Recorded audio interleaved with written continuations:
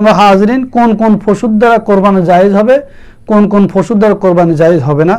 আমাদের দেশে অবশ্যই আমরা যে সমস্ত পশুগুলোকে আমরা ব্যবহার করি, হালালভাবে খেয়ে থাকি, এগুলোর মধ্যে অনেক ধরনের পশু আছে, অনেক জানোয়ার আছে। যেরকম ছাগল, বেড়া, দুম্বা, গরু, মহিষ, ওট, এই 6 প্রকারের পশুর দ্বারা কোরবানি জায়েজ হবে। আর এগুলো ছাড়া বাকি যত পশু আছে বা যত জানোয়ার আছে ওগুলোর দ্বারা কোনো কোরবানি জায়েজ হবে না। যেরকম মোরগ আছে, হাঁস আছে বা কবুতর আছে, আরও বিভিন্ন প্রকারের বা পশু আছে, ওগুলোর দ্বারা কখনো কোরবানি জায়েজ হবে না। কোরবানি হবে 6 প্রকারের পশু দ্বারা কোরবানি জায়েজ হবে। এবং আসেন কোরবানির পশুর বয়সকে আমরা যাচাই বাছাই করতে হবে, কোন পশু কোন বয়সে উপনীত হলে কোরবান জায়েজ হবে। যেরকম ছাগল 1 বছরের কম, গরু মহিষ 2 বছরের কম, ওট 5 বছরের কম হলে কোরবান জায়েজ হবে না। আর দুম্বা যদি 6 মাসের দুম্বা যদি হুষ্টপুষ্ট মোটা তাজা 1 বছরের মতন দেখায় তাহলে কম সেটা দাও কোরবান জায়েজ হবে। তো অবশ্যই আমরা যখন আমরা পশু খরিদ করব, জানোয়ার খরিদ করব, পশু খরিদ করার পরে আমাদেরকে অবশ্যই লক্ষ্য রাখতে হবে এই সমস্ত পশুগুলোর দিকে কোরবান করার জন্য। 4 নম্বর মাসালা হলো মহিষ, গরু এবং ওটের মধ্যে 7 ব্যক্তি শরীক হইয়া কোরবানি করতে পারবে যদি তাহাদের সকলের সওয়াবের নিয়ত থাকে। মহিষ, গরু, ওট এগুলা 7 শরীক পর্যন্ত, 7 জন পর্যন্ত 7 ভাগে কোরবান করতে পারবে। 7 শরীকের উপরে কোরবান করতে পারবে না, কমপক্ষে 7 শরীক। তো এই 7 শরীক কোরবান করবে, কিন্তু তাদের মাসালা হলো তাদের নিয়ত একই থাকতে হবে একমাত্র কোরবানের জন্য। কোরবানির নিয়ত না করে যদি তারা গোশত খাওয়ার জন্য বা নিমন্ত্রণের জন্য বা দুনিয়াবি কোনো উদ্দেশ্য হাসিল করার জন্য যদি কোরবান করে থাকে, কারো কোরবান জায়েজ হবে না। একমাত্র 7 শরীকে যদি আমরা কোরবান করে থাকি, 7 জনের নিয়ত একই হতে হবে, একমাত্র আল্লাহর জন্য, একমাত্র কোরবানির জন্য নিয়ত হতে হবে। 5 নম্বরে ছাগল, বেড়া, দুম্বাতে একাধিক শরীক হলে কোরবানি জায়েজ হবে না। ছাগল, বেড়া, দুম্বা 1 শরীক 1 শরীক, 1 শরীকে কি করতে হবে? কোরবান করতে হবে। একাধিক শরীক হলে কোরবান জায়েজ হবে না। অবশ্যই আমরা এই মশালাগুলো জানি। 6 নম্বরে শরীকানদের কেউ যদি কোরবানির নিয়ত না করে শুধু গোশত কিনিয়া খাইবার বা নিমন্ত্রণ করার উদ্দেশ্যে অংশগ্রহণ করে থাকে, এমত অবস্থায় একজনের কোরবানিও জায়েজ হবে না। সম্ভব হাজির অবশ্যই আমরা আমাদের দেশে মধ্যবিত্ত ফ্যামিলি, আমরা মধ্যবিত্ত লোক, আমরা 1 শরীকে গরু বয়সে কোরবান করা সম্ভব নয়। কমপক্ষে আমরা 5, 6, 7 ভাগ পর্যন্ত আমরা এক পশু দিয়ে আমরা একাধিকভাবে কোরবান করে থাকি। কিন্তু আমাদের সবার নিয়ত একই হতে হবে, একমাত্র আল্লাহর জন্য হতে হবে। একমাত্র কোরবানের নিয়তে, আল্লাহর সন্তুষ্টি রাজামন্দি করার নিয়তে আমাকে কোরবান করতে হবে। তখন যে আমাদের কোরবান, সবার কোরবান আল্লাহর দ্বারা কবুল হবে। যদি আমার নিয়ত যদি একই না থাকে, গোশত খাওয়ার জন্য, নিমন্ত্রণের জন্য, কোনো দুনিয়াবি উদ্দেশ্য হাসিল করার জন্য যদি আমরা কোরবান করে থাকি, ওই কোরবান আমাদের জায়েজ হবে না। আমাদেরকে লক্ষ্য রাখতে হবে, খেয়াল রাখতে হবে। 7 নম্বরে জবের পরে কোনো শরীক তাহার নিজের অংশ অন্য কার কাছে বিক্রি করতে পারবে না। আমরা অনেকে আছি 4 ভাগে, 5 ভাগে, 7 ভাগে কোরবান করলে কিন্তু নিজের অংশটা অনুষ্ঠান বিক্রি করার জন্য চেষ্টা করি। এটা আমাদের যে হয় না, যদি হয় আর এরকম হলে মানে একটা পশুতে যদি একাধিক লোকে কোরবান দিয়ে থাকেন, তার মধ্যে যদি কেউ যদি গোশত বিক্রি করার নিয়ত থাকে, তার গোশতের ভাগটা অন্য কাছে বিক্রি করে ফেলে, তাহলে কোরবান হবে না কারো। এটা দুনিয়া হাসিল করার জন্য, দুনিয়ার মাকসাদ, দুনিয়ার উদ্দেশ্যে না তার কোরবানটা হবে। অথবা গোশত খাওয়ার, নিমন্ত্রণ করার নিয়ত হবে, আল্লাহ সন্তুষ্টি অর্জন করার জন্য হবে না। এই জন্য তার কোরবান কখনো কি হবে না? জায়েজ হবে না। আট নম্বর মাসালা হলো এক জানোয়ারের অংশগ্রহণকারী যারা এক জানোয়ার বা এক পশুতে কোরবান দেন, গরু হোক মহিষ হোক, যদি একজন কোরবান করে সে তো 7টা ভাগ করতে পারবে। তো এই এক জানোয়ারের অংশগ্রহণকারী ব্যক্তি আকিকা, ওয়াজিব, নজর, মানত, কোরবানের বিভিন্ন নিয়ত করলে জায়েজ আছে, কারণ সে তো একভাবে দিচ্ছে। একটা গরুর মধ্যে 7টা ভাগ, একটা ওঁটের মধ্যে 7 শরীক কোরবান করা যায়, একটা গরুতে 7 শরীক কোরবান করা যায়, একটা মহিষে 7 শরীক কোরবান করা যায়। সেই যদি নিজে একা কোরবান দেয় তাহলে সেই নিজের নাম দিল কোরবানির নাম, হয়তো বিভিন্ন তার আত্মীয়স্বজন নাম দিল, বা হয়তো মানে ছেলের আকিকা করলো, বা হয়তো নজর আছে মান্যতের নিয়ত করলো, বা ওয়াজিবের নিয়ত করলো। এই সমস্ত নিয়তগুলা যদি করে থাকে সেটা জায়েজ আছে, কোনো সমস্যা নাই, সে তার কোরবান হয়ে যাবে। যদি আমাদের দেশে একতলাপ আছে, আমাদের দেশে কিছু কিছু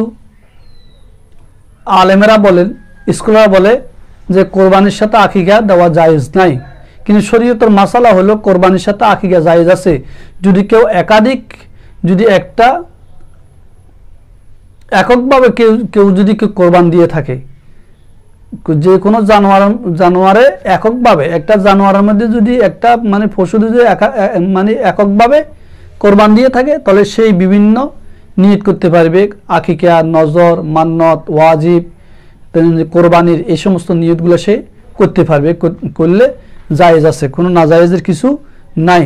তো সুতরাং আমরা আমাদের দেশে যে একতলাপ শুরু হয়েছে ওই একতলাপগুলোকে আমরা বর্জন করার জন্য চেষ্টা করব।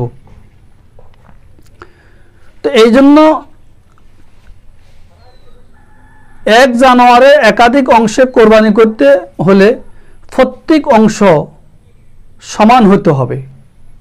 9 নম্বর মাসালা হলো এক জানোয়ারে একাধিক অংশে কোরবান করতে হলে প্রত্যেক অংশ সমান সমান হতে হবে, নচেত কোরবানি আদায় হবে না। আমি যদি 7 শরীকে কোরবান দিই 7 ভাগ হবে, 6 শরীকে দিলে 6 ভাগ হবে, 5 শরীকে দিলে 5 ভাগ হবে, 3 শরীকে দিলে 3 ভাগ হবে। কিন্তু কম আর বেশ কখনো করা যাবে না।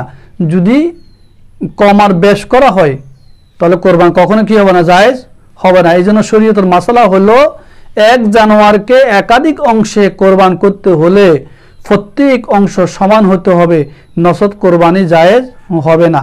যথা একটি গরুতে 7 জন শরীক হইলে কোনো অংশীদারের অংশ সপ্তম ভাগের কম হতে পারবে না, 7 ভাগ 7 ভাগে হবে, সপ্তম ভাগের কম হতে পারবে না।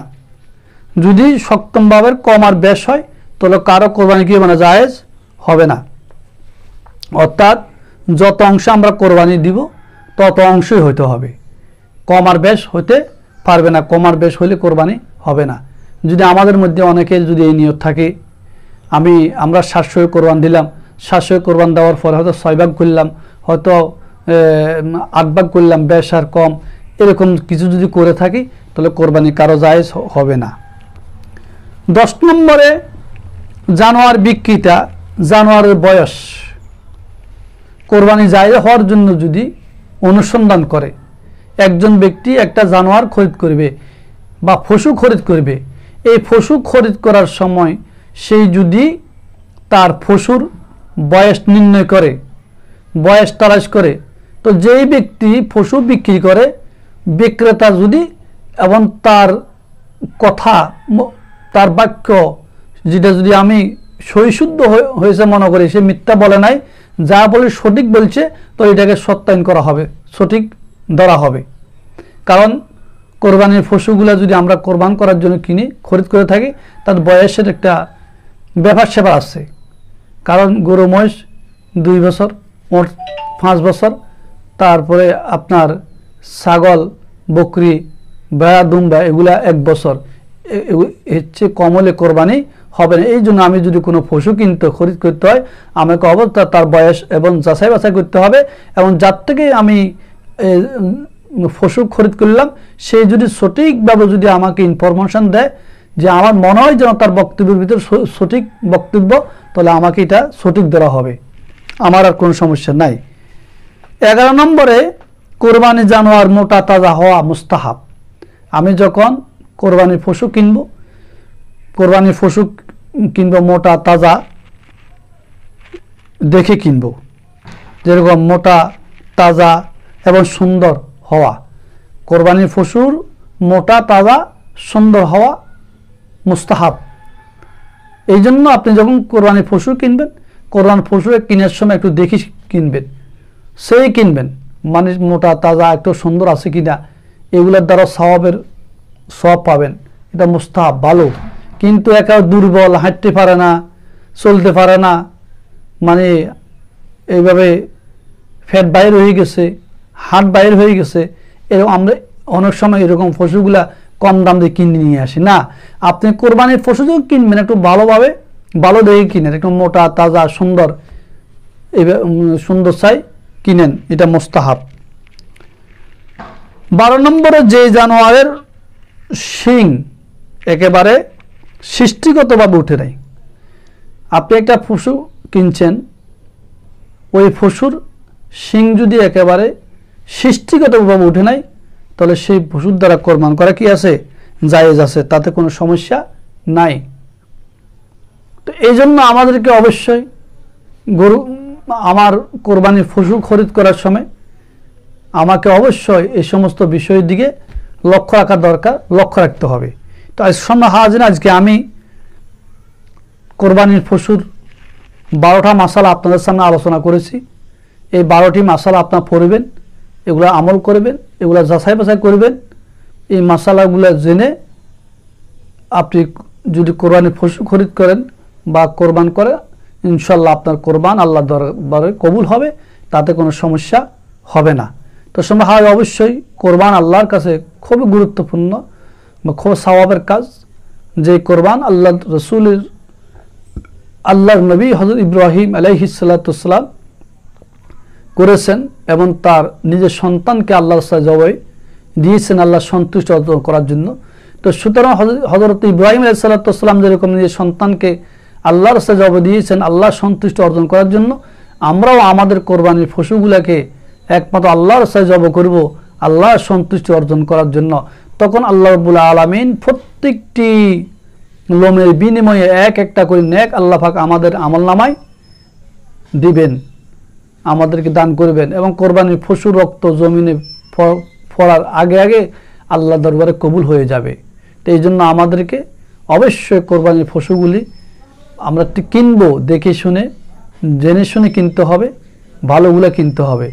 2 নম্বর কিনবো না, দুর্বল কিনবো না, ঠ্যাং নাই মানে শিং ভাঙ্গা, এবং শরীর যাদেরকে নিব তাদেরকে দেখে শুনে নিব। ভালো লোক যারা ইমানদার, নমাজিওয়ালা, রোজদারিওয়ালা, আল্লাহকে বিশ্বাস করে, আল্লাহর প্রতি ভয় আছে, ওরকম লোক চাই, এবং শরীকানদের সাথে অংশগ্রহণ করবেন, শরীকে ঢুকাবেন। কিন্তু যাদের ভিতরে আল্লাহর ভয় নাই, খাওফে খোদা নাই, শুধু দুনিয়া দুনিয়া দুনিয়া, মানুষকে দেখানোর জন্য সে কোরবান করে, শুধু গোস্ত নিমন্ত্রণ করার জন্য, গোস্ত খাওয়ার জন্য কোরবান করে, এই সমস্ত লোক থেকে দূরে থাকবেন। এই সমস্ত লোকদেরকে আপনার মানে পশুর অংশের ভিতরে প্রবেশ করাবেন না। কিন্তু ইমানদার, দিনদার, দেখে শুনে দিনদার চাই, মানে দিনদারের সাথে কোরবান করার জন্য চেষ্টা করবেন, তখন আপনার কোরবানগুলো অ্যাকুরেট হবে, আল্লাহ তাআলার কাছে কবুল হবে। তা আল্লাহ আমাদের